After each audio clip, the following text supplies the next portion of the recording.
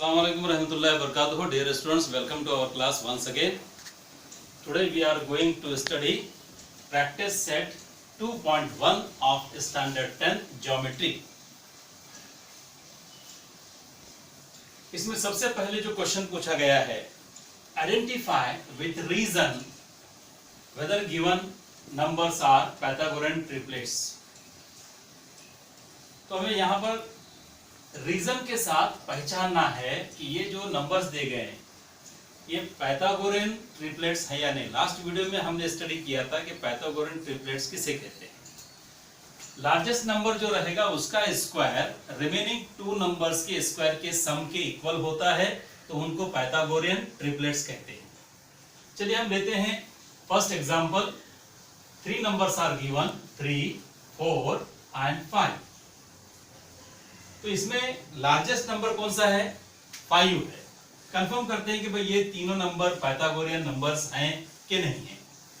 5 और small number लीजिए 3 square we know 9, 4 square we know 16. Add these two numbers, you will get 25.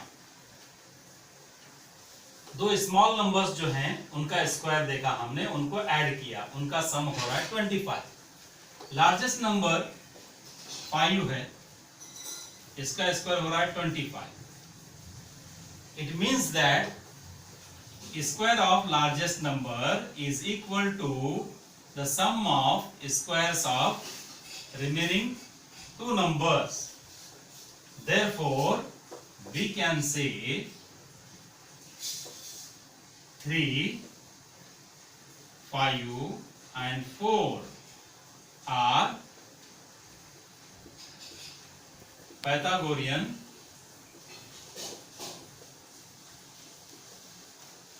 numbers or triplets.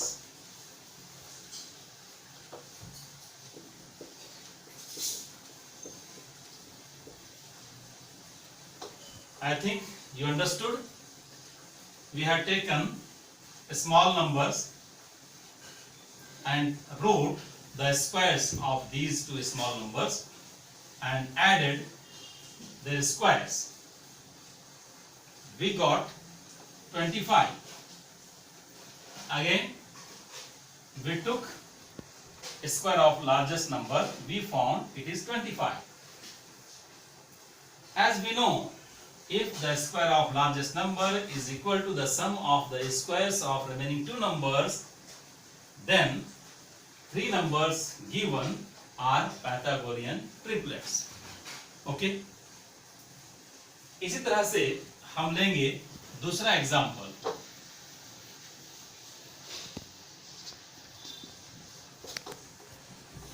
दूसरा example क्या है भाई? Here also 3 numbers are given 4, 9 and 12.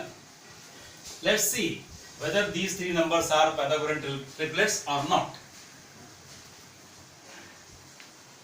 You may take largest number first. Largest number is 12. Square of largest number, that is 12 square, is equal to 144. 144. Then squares of remaining two numbers. 9 square is 81. 12 is 4 square is equal to 16. तो इस तरह से हमने यहां पर largest number का square लिया और बचे हुए दोनों नंबर्स का भी हमने स्क्वायर लिया। बाकी दो स्मॉल नंबर्स जो हैं इनके स्क्वायर का सम देखना है कितना होता है। 1 + 6 7, 8 + 1 is 9, 97। इसका मतलब इस क्वेश्चन में लार्जेस्ट नंबर का जो स्क्वायर है 144 is not equal to the sum of square of remaining two numbers. Therefore, given numbers 4, 9 and 12 are not Pythagorean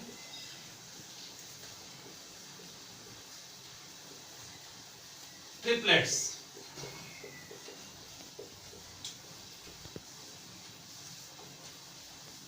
This is our answer and the reason for answer is here. तो हमने पहले largest number लिया, square किया, 144 था. Remaining two numbers 4 और 9 थे, इनके squares किए हमने, स्क्वायर्स का सम किया, 97 हो रहा है. तो 144 is not equal to 97. It means that largest number का स्क्वायर रिमेनिंग टू नंबर्स के स्क्वायर के सम के इक्वल नहीं हो रहा. आप ऐसे भी लिख सकते हैं या फिर आप ऐसे भी लिख सकते हैं, 9 स्क्वायर प्लस 4 स्क्वायर के इक्वल नहीं हो रहा. Therefore, हमारा आंसर होगा given numbers 4, 9 and 12 are not Pythagorean triplets. Okay, let's take third example. Numbers given 5, 12 and 13. Which is largest number here? 13 is the largest number. Square of 13 is equal to 169. Which are remaining two numbers? Remaining two numbers are 5 and 12. Square of 5, square of 12. Square of 5 we know 25. Square of 12 we know 144. Add these two squares of remaining two numbers. By adding we will get 5 plus 4 9, 2 plus 4 6, 1. तो यहां पर देख रहे हैं, हम observe करते हैं, largest number का स्क्वायर 169 था, रिमेनिंग टू नंबर्स के स्क्वायर का सम भी 169 है. इसका मतलब ये हुआ कि लार्जेस्ट नंबर का स्क्वायर इक्वल हो रहा है रिमेनिंग टू नंबर्स के स्क्वायर के सम के. Therefore, we can say that given numbers 5, 12 and 13 are, not को यहां से रिमूव कर देते हैं,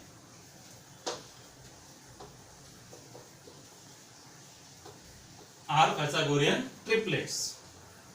लार्जेस्ट नंबर लिया हमने 13, स्क्वायर किया 169, रिमेनिंग टू नंबर्स का स्क्वायर करके उनको ऐड कर दिया, ये भी 169 आ रहा है. इसका मतलब हुआ कि लार्जेस्ट नंबर का स्क्वायर दोनों रिमेनिंग नंबर्स के स्क्वायर के सम के इक्वल हो रहा है, इसलिए तीनों नंबर्स Pythagorean triplets हैं. Okay, let's move towards question number 4.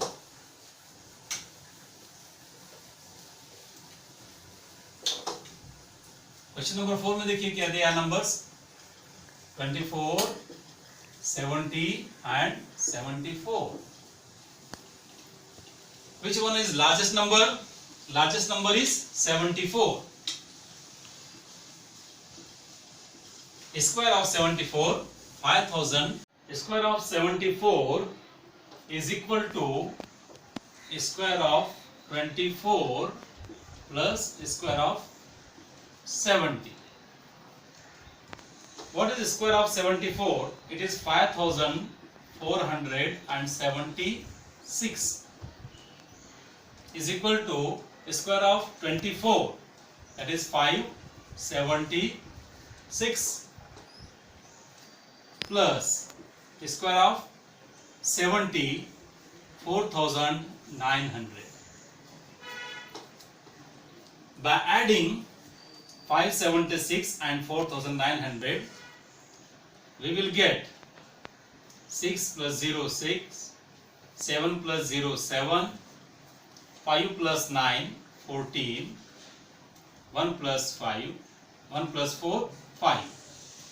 5476 is equal to 5476. In this way we found that square of largest number is equal to the sum of squares of remaining two sides. Therefore these numbers 24, 70 and 74 are Pythagorean triplets. This is our answer. Similarly, you can solve remaining two questions, 5th and 6th question. Okay? Let's move towards question number 2nd. Let's move towards main question number 2 of practice set 2.1. Here we observe a right angle triangle MNP is given. एक right angle triangle MNP दिया हुआ है जिसमें angle n right angle है और hypotenuse MP है और इस हाइपोटेन्यूज पर एक परपेंडिकुलर अल्टीट्यूड खींचा गया है NQ परपेंडिकुलर है। तो इस तरह की प्रॉपर्टी हमने पढ़ी हुई है कि हाइपोटेन्यूज पर अपोजिट वर्टेक्स से जो हम परपेंडिकुलर खींचते हैं ये ज्योमेट्रिक मीन होता है किसका? उन दो सेगमेंट्स का जिसमें हाइपोटेन्यूज डिवाइड होता है। इस सेगमेंट परपेंडिकुलर सेगमेंट के खींचने के बाद हाइपोटेन्यूज दो सेगमेंट में डिवाइड हो गया MQ एंड QP। तो MQ और QP का ज्योमेट्रिक मीन होता है। ज्योमेट्रिक मीन की प्रॉपर्टी क्या होती है? Square of geometric mean NQ square is equal to the product of segments in which hypotenuse is divided. Perpendicular जो सेगमेंट है हाइपोटेन्यूज पर उसका स्क्वायर हाइपोटेन्यूज पर बनने वाले दोनों सेगमेंट्स के प्रोडक्ट के इक्वल होता है।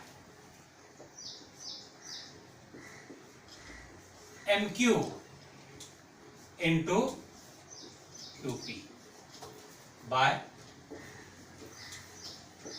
geometric mean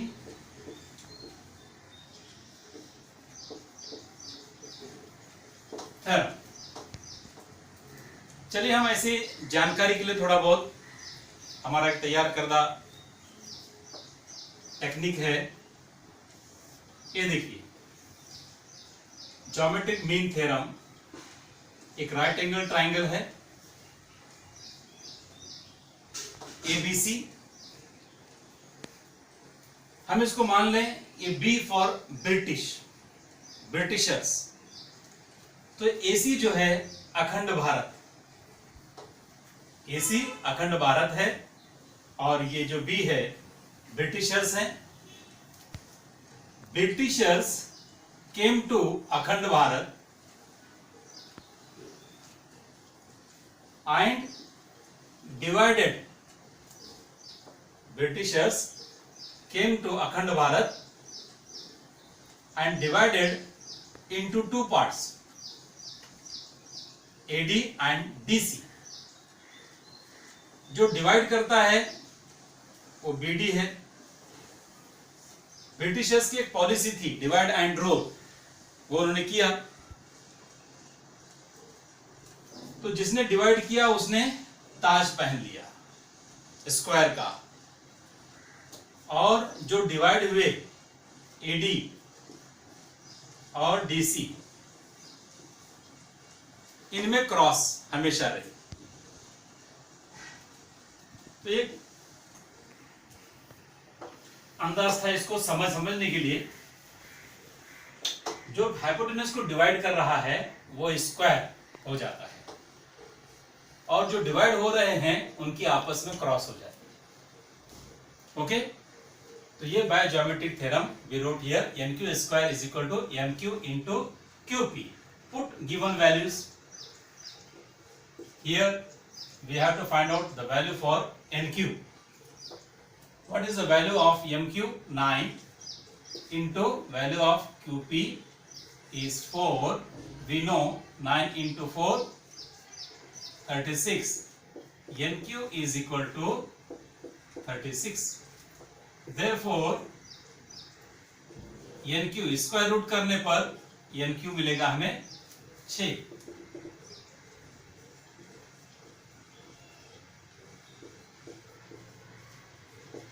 स्क्वायर रूट करने पर इस तरह से इजीली हमको NQ की वैल्यू हासिल होगी, प्राप्त होगी।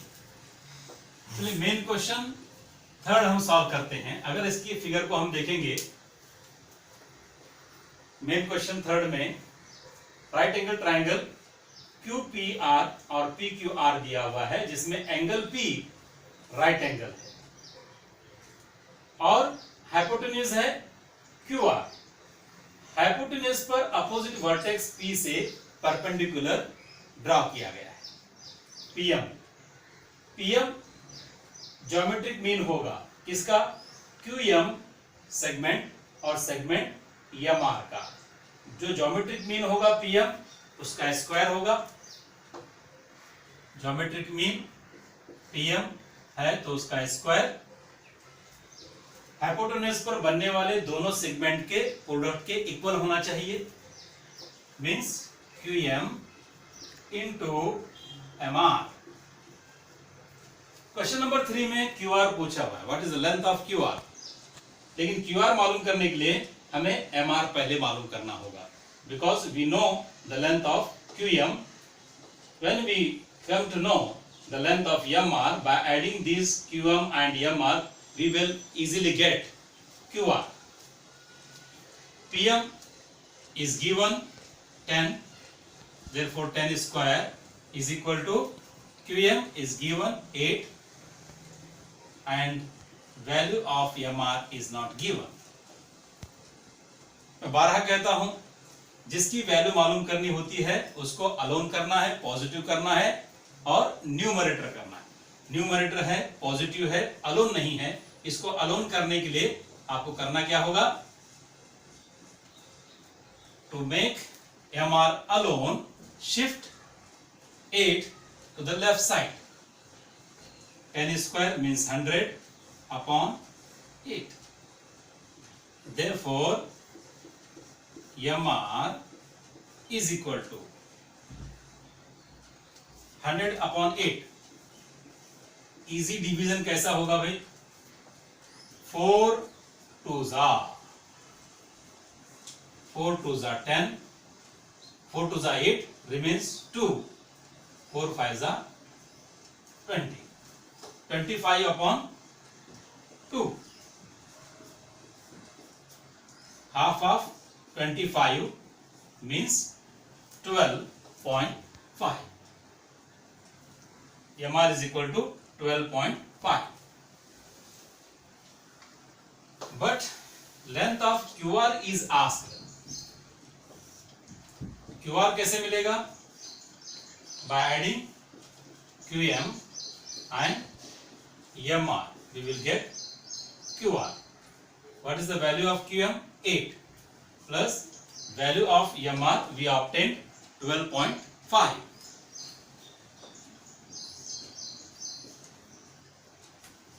By adding these two numbers, we will get 20.5.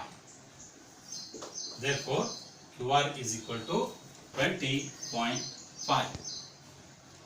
We solved main question number 1, question number 2 and question number 3 of practice set 2.1.